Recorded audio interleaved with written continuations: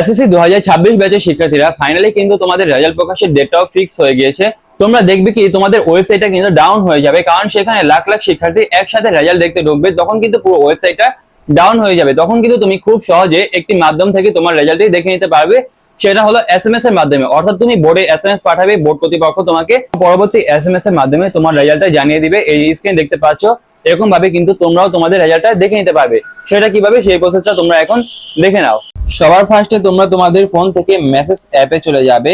Message অ্যাপে চলে যাওয়ার পর তোমাদের যদি অ্যান্ড্রয়েড ফোন হয় তাহলে তোমরা এই যে এখান থেকে নিচের দিকে কোনায় দেখতে পারবে প্লাস বা স্টার চ্যাট নামে আইকন থাকবে, এবং তোমাদের যাদের আমার মতো আইফোন থাকবে তাদের এখানে দেখতে পারবে এরকম একটি পেন্সিলের মতো আইকন থাকবে। সো তোমরা এখানে ক্লিক করে দিবে।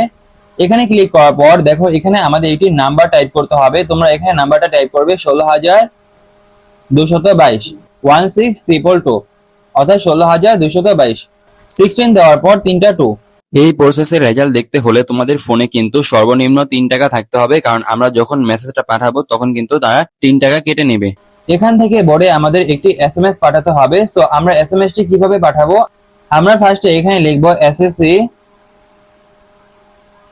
তারপর তুমি যেই বোর্ডের শিক্ষার্থী সেই বোর্ডের নামের ফার্স্টে 3 অক্ষর লিখতে হবে, অর্থাৎ বোর্ডের কোড নম্বরটি লিখে দিতে হবে। তোমরা দেখো আমি স্ক্রিনে সবগুলো বোর্ডের কোড নম্বর দিয়ে দিয়েছি। তোমরা যে বোর্ডের শিক্ষার্থী সেই বোর্ডের কোড নম্বরটি এখানে লিখবে। এসএসসি লেখার পর তোমরা লিখবে, ধরো তুমি সিলেট বোর্ডের শিক্ষার্থী তাহলে তুমি লিখবে SYL, যদি তুমি যশোর বোর্ডের শিক্ষার্থী হও তাহলে তুমি লিখবে JES। এরকম ভাবে তুমি যেই বোর্ডের শিক্ষার্থী সেই বোর্ডের নামের ফার্স্টে 3 অক্ষর এখানে লিখবে, অর্থাৎ এসএসসি দেওয়ার পর লিখবে। সো আমি ধরে নিলাম তুমি ঢাকা বোর্ডের শিক্ষার্থী, সেহেতু আমি এখানে লিখলাম DHA। লেখার পর এই যে এখন তোমাদের এখান থেকে রোল নম্বরটি দিয়ে দিতে হবে। রোল নম্বরটি তুমি তোমার অ্যাডমিট কার্ডে পেয়ে যাবে, 6 ডিজিটের রোল নম্বর থাকবে। রোল নম্বরটি দেওয়ার পর এখন তোমাদের এখান থেকে তোমাদের পরীক্ষার সালটি দিয়ে দিতে হবে। তোমরা যেহেতু 2026 সালের পরীক্ষার্থী, সেহেতু তোমাদের এখান থেকে 2026টা টাইপ করে দিতে হবে। সো আমি এখান থেকে 2026টা টাইপ করে দিলাম। টাইপ করে দেওয়ার পর এখন আমরা এখান থেকে মেসেজটা সেন্ড করে দিব।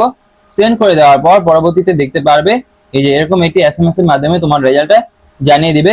সেটা কখন, সেটা হলো যখন তোমাদের রেজাল্টটা প্রকাশিত হবে, অর্থাৎ যেই কয়টায় বলা হয়েছে তোমাদের রেজাল্ট দেওয়া হবে সেই কয়টা বাজে তোমরা এই পদ্ধতিতে রেজাল্ট দেখতে পারবে।